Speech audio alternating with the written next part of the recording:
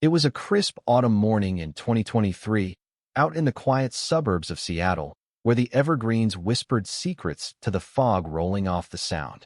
I'm Ryan, by the way 30 years young, juggling property management gigs for a handful of local outfits. I cherish my solitude like a rare vintage, especially on those rare days off. Sipping black coffee on my deck, I heard the unmistakable clip-clop of determined heels crunching up my driveway, too brisk, too purposeful for this laid-back neighborhood.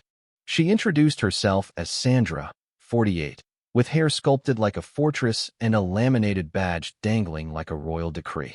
"You're out of compliance," she announced, her voice booming like a town crier in a bad mood. As president of the Homeowners Association, she was here to discuss my obligations. Obligations? The word slithered under my skin like ice water. She plunked down a binder thick as a phone book, crammed with rules that read like a dictator's wish list. Lawn heights measured to the millimeter, paint shades needing board approval, parking spots timed like a prison yard, noise curfews that hushed even whispers after dusk. Annual dues?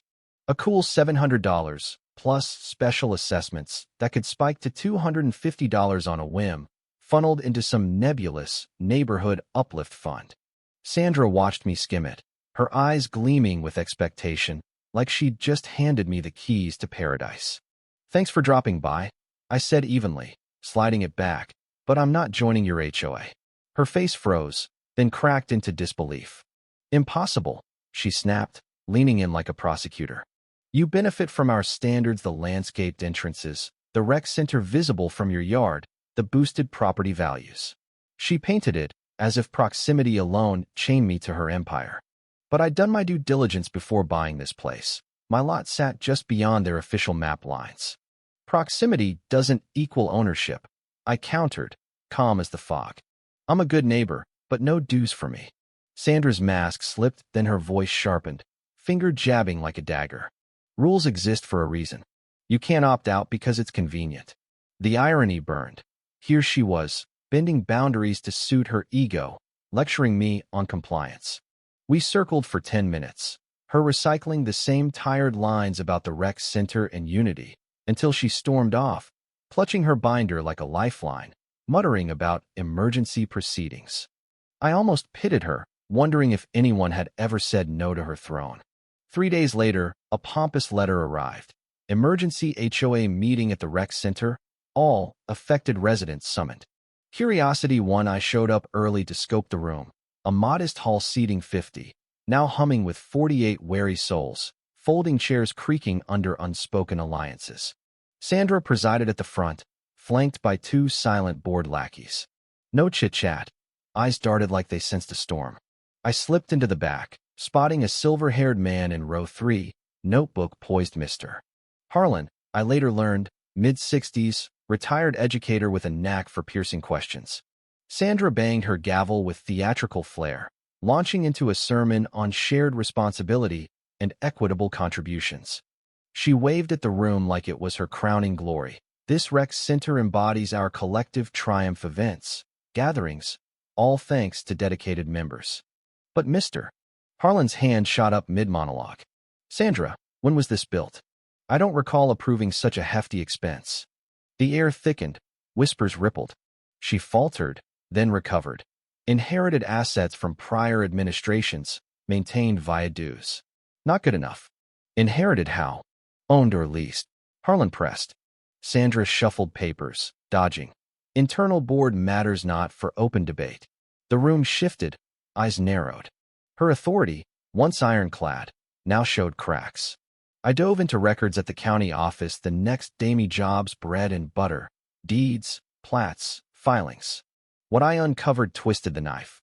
The HOA shelled out $3,500 monthly, not for upkeep, but rento, a management firm I vaguely recognized. Meanwhile, Sandra unleashed pettiness. Violation notices flooded my mailbox for overgrown grass I'd mowed yesterday, and unauthorized parking, my own drive. Each one screamed intimidation, citing covenants I wasn't bound by. I fired back politely. Provide measurements and applicable rules for non-members. Copies stashed for the inevitable showdown. Chance grocery run-ins with Harlan sparked alliances. I've pushed for financials for months, he confided over cereal boxes. Sandra Stonewall's board confidential. Others had too. Her secrecy bred suspicion. Dues funded expansion. I realized her push for my fees masked budget strains from that bloated rent. But the bombshell?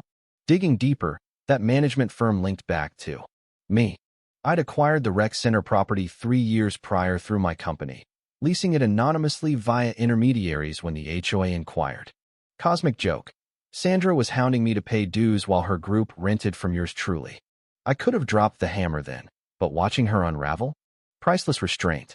Hired a sharp attorney, Ellis, to draft a records request ownership docs, minutes, expenses. Clean, no threats. Sandra freaked. Another emergency notice, laced with paranoia about external agitators. The meeting crackled with tension. She ranted about disruptors wielding legal weapons, glaring daggers at me. But voices rosy a woman in row 2. How much for this place, really? Harlan hammered. Own or rent? Who gets our cash? Sandra flushed, stammering confidential arrangements, branding us hostile. The dam cracked. Mutters turned to demands. Rumors flew next. Sandra's whispers of my lawsuit frenzy, tripling dues, painting me as the villain shredding community fabric. Neighbors split. Some bought her fear, craving stability. Others, led by Harlan, convened at his place. Red folders spilling grievances, bogus fines, arbitrary rules. There, board slips emerged. Sandra admitted approving payments blind, simplifying via the firm. No one knew the landlord. Pressure mounted. Anonymous emails tipped discrepancies in reports. Final showdown. Packed hall. Sandra's speech a desperate plea for unity against sabotage. She tried silencing me, non-members out, but Harlan rallied. Let him speak. Transparency affects us all. I rose, briefcase unzipping like a thunderclap. Laid out the docs. $3,500 monthly rents, not ownership. Who pockets it? Silence. Then, for 2 years, those checks? To me. This is my building. Gasps erupted. The treasurer confessed secrecy on Sandra's orders. Chaos. Betrayal shouts. Motion to oust the board unanimous. Sandra crumbled. Excuses evaporating like mist.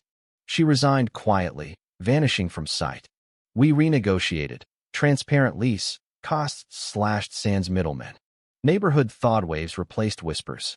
Power unchecked breeds tyrants. Patience and proof topple them. No screams needed, just truth's quiet blade.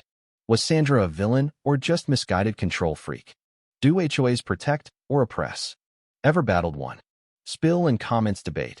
Like if it hit home, subscribe for more real-life reckonings. What if the bully's empire rests on your turf?